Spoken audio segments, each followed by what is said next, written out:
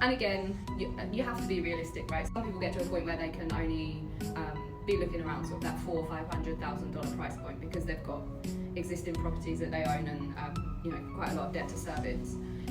Think about ways that you can buy cheap and increase the rental yield or increase the value of the property. There's strategies out there where you can buy sort of for around that $400 or $500 price point, reconfigure the home slightly. So if you look at adding like an outside dwelling, a second dwelling, add in extra bedrooms, that can significantly increase the rental return and just the overall value of the house as well. Yes.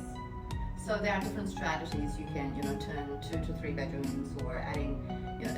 Wasn't it just a release of new regulation, or is it proposed, or is it in fact where if you put a 30 square meter minor property, you don't need a resource consent? Yeah, that's right. Yeah, and you can, the cost of those things don't need to be huge. Yeah. You can put on like a small dwelling or a tiny home for.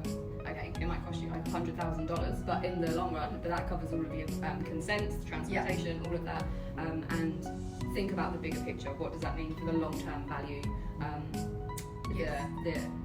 Some people rent those out for like $400 or $500 a week. Yes, I know. Yeah, which is not to be sniffed at. So no, it will help greatly with servicing when they're from a borrowing perspective. It will be definitely adding to the right side of the equation. Definitely, yeah.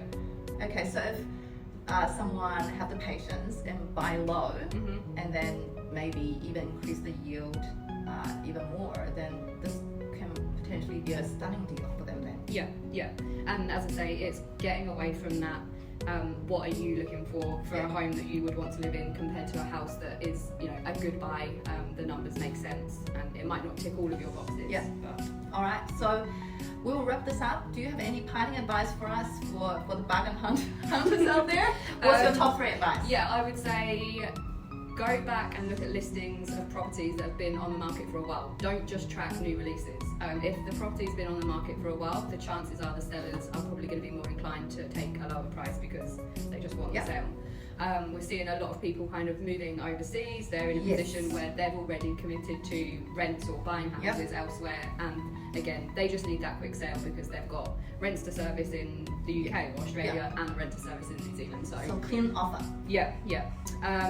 Talk to the professionals, as I say, get that one step ahead, get your pre-approvals in place, get an idea of what you can buy for, what those kind of rental returns need to be in order to service the mortgage, and I guess just don't be afraid to just take a bit of a risk, right?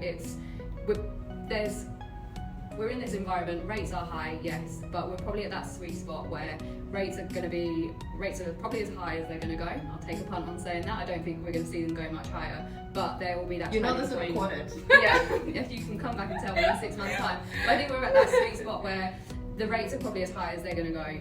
Values are as low as they're probably going to be coming. So I agree. Yeah, take advantage of that and get in before the market flips. If you can buy now. That's what we're saying. Yeah. Thank you.